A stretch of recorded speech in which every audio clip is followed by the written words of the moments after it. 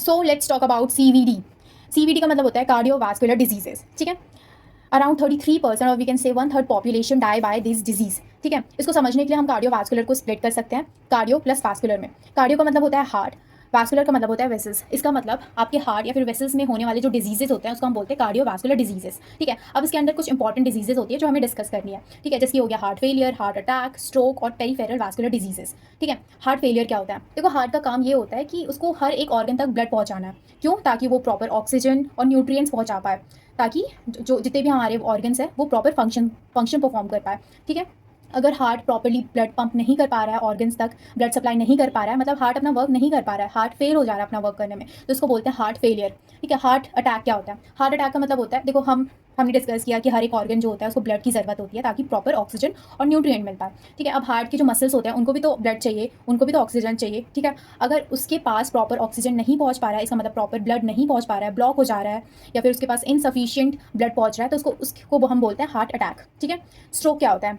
Stroke का मतलब होता है अगर ब्रेन पे ब्लड सप्लाई नहीं हो पा रहा है, ब्लॉक हो जा रहा है, या फिर इनसफिशिएंट सप्लाई हो रहा है, तो उसको हम बोलते हैं स्ट्रोक। इस केस में क्या होता है, अगर ब्रेन के टिश्यूज़ पे प्रॉपर ब्लड नहीं पहुंच पाता है, इसका मतलब उसको प्रॉपर ऑक्सीजन नहीं मिल पा रहा है, उसको प्रॉपर न्यूट्रिएंट्स नहीं मिल पा रहे हैं, जिसकी वजह से जो ब्रेन सेल्स होते हैं वो मरने लगते हैं, ठीक है। तो इसी को हम बोलते हैं स्ट्रोक। पेरीफेरल वास्कुलर डिजीज़, इसमें क्या होता है, जो हमारे पेरीफेरी वेसल्स होते हैं, जिसकी लिम्स के वेसल्स हो गए, उनमें जो डिजीजेज होते हैं उसको हम बोलते हैं पेरीफेरल वास्कुलर डिजीजेज।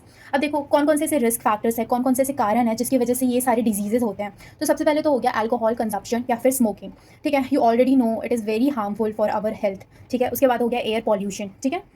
हाइपरटेंशन। अब हाइपरटेंशन का मतलब होता है जैसे कि एक पर्सन का ब्लड प्रेशर बहुत ज़्यादा बढ़ गया है, जिसकी 130/80 mm of Hg से ज़्यादा या फिर उसके बराबर आ गया है, तो हम बोलते हैं कि उस पर्सन का ब्लड प्रेशर बहुत ज़्यादा बढ़ गया है, उस पर्सन को क्या है, हाइपरटेंशन है, ठीक है। Next is obesity. ओबेसिटी का मतलब होता है मोटापा, ठीक है। अब इसको कैलकुलेट करने के लिए हम body mass index that is BMI इसका यूज़ करते हैं, ठीक है। इसको कैलकुलेट करने के लिए BMI को कैलकुलेट करने के लिए एक फॉर्मूला होता है that is weight upon height का स्क्वायर, ठीक है। वेट जो होता है वो आपका kg में होना चाहिए, हाइट जो होता है वो आपका मीटर में होना चाहिए, ठीक है। अगर आपका BMI 18.5 से लेकर 24.9 के बीच में आता है या फिर इसके बराबर आता है, तो हम बोल सकते हैं कि जो पर्सन की बॉडी है वो हेल्दी है, बिल्कुल नॉर्मल है, ठीक है। अगर 25 से ज़्यादा आता है BMI, तो हम बोल सकते हैं वो पर्सन ओबेस है, मतलब उस पर्सन में मोटापा है, ठीक है।